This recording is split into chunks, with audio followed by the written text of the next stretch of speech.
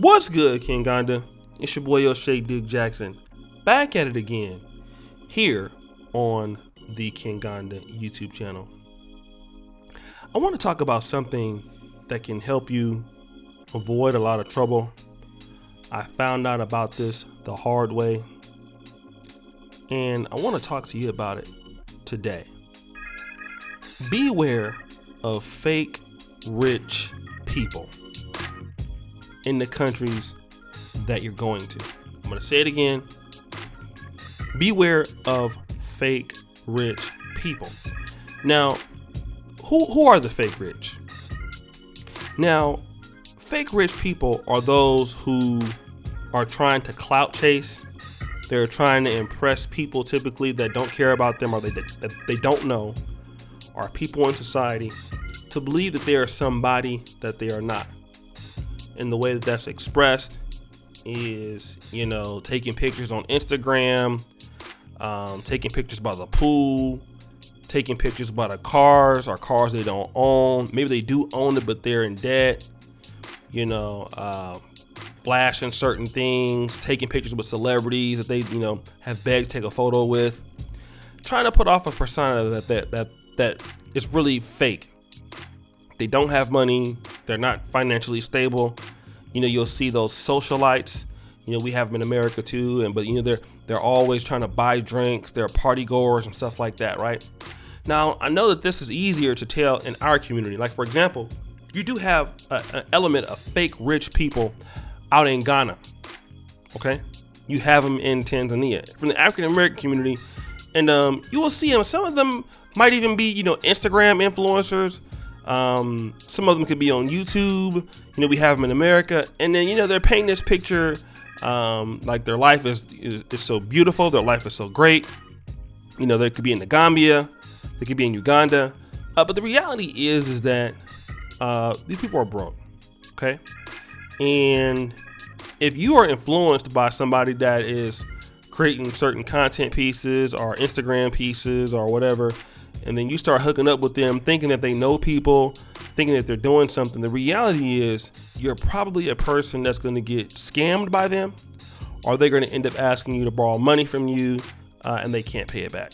But that's easier to tell in the African American community or in the American diaspora. We know if somebody's, typically a little fake rich. It's hard because people get scammed. I heard about some of those things happen in the Gambia, but how do you know if somebody local is the truth? Because we don't know. Local people and African Americans, we have always been taught, like, with Africa, either you're rich or you're poor. But if you're really rich, you really got it. So a lot of our celebrities in America, we know that they have Bentleys, we know they have nice cars and things like that. All right.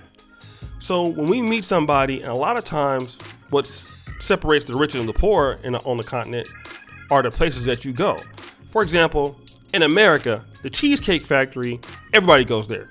You can be rich, you can be poor, it's still a nice restaurant, everybody would go. But in terms of, let's say certain restaurants, I would say like Cafe Siri. Now, Cafe Siri is a good restaurant. Cafe Java's is more popular and it has just as equally good as food. But if you go to Cafe Siri, you typically see well-to-do people. Or if you go to Kabir Country Club, right? And they have like an 18% gratuity tax. So typically you see people that have a higher likelihood of having money. The reality is that a lot of fake rich people hang out here too. They will be nicely dressed, and sometimes you'd be sitting there talking to somebody thinking that they have something and then they don't. And then you open up yourself to them, believing that they're on your level, believing that they are actually who they say they are. And then, boom, they hit you with a business proposition. I know this happened to a Caucasian man I know. He actually was on this channel. White guy by the name of Joel Bellinson. He was here about 2 years ago. Nice guy from California. Been living in Uganda a long time. He actually got scammed out of about $200,000 by somebody at the Kabir Country Club, and he thought the guy was legit, right? And then they went to court. He won. The guy never paid him back and skipped town. And the reality is that a lot of times on the continent, You don't know who has what because, what I've noticed in Uganda, people, instead of like entrepreneurs chasing wealth, and I know I have a very short understanding of this, but what I've seen, people would rather chase, some people, not all, but some people I've noticed have chased this facade of being successful. Like there's a guy I know, he has a company that does certain tours. And I don't believe the company makes any money. I'm pretty sure it doesn't, but he's all over, Instagram. He's getting invited to all these talks about how to do things. The guy's like an Instagram celebrity, although that I believe he doesn't even make any money at all, right?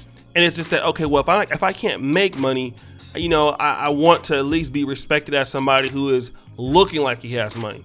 And a lot of times in America, when we come over to the continent, we're not knowing that some people are on that kind of, I would say fake rich kind of thing. 'Cause people in America also do the fake rich stuff too, for sure, right?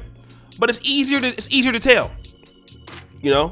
A lot of times when we come over to another country, we're giving people that are like local celebrities or local business people, we're giving them okay, well, they have the same things that people in America have. Sometimes that's true and sometimes it's not. A lot of times people, they live in a society where they want people to respect what they're doing. So if that comes with some clout chasing, it comes with it. But you could also be in the vicinity of somebody who don't have anything. And that's happened to me when I was there. I won't say who it was, but it happened to me. So how I judge people, who they say they are, is if they have a business, if they're in the industry, that's the number one thing. What industry are you in? Oh, you're in tourism. Okay, you're in agribusiness. Okay, let me come and check out your operation. That's one way. I wanted to see what you're doing and see how you work day to day. And if you don't have a good indication that somebody is fake rich, is that if they have the time to meet up with you at any time, like they're never keeping hours in the business. Like if they're like, oh, you're working, they're stopping by where you're at. That person is broke. A person who's really busy and really worried about the money and really worried about making the sales and stuff, they're tied up. Their time is occupied. Okay, they don't. If that person has, and you're an expat, you're just getting to a place. If they have more availability than you do, then they're broke. All right, I don't care what they have on for the most part. People who have money, they are embedded in the business. Like Patrick Bitature, okay? He's an excellent entrepreneur. He has a YouTube channel here. He's an amazing man. You're not gonna be able to reach him. He's always tied up in his work.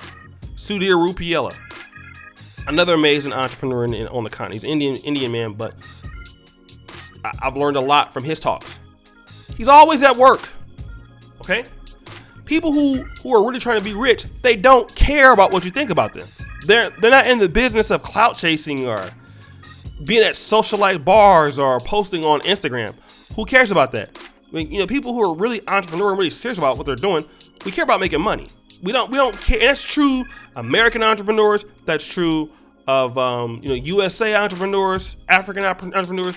People who are really making money. Not only wrong, you have your YouTubers and your black rappers and stuff like that will floss money. But I'm talking about real entrepreneurs.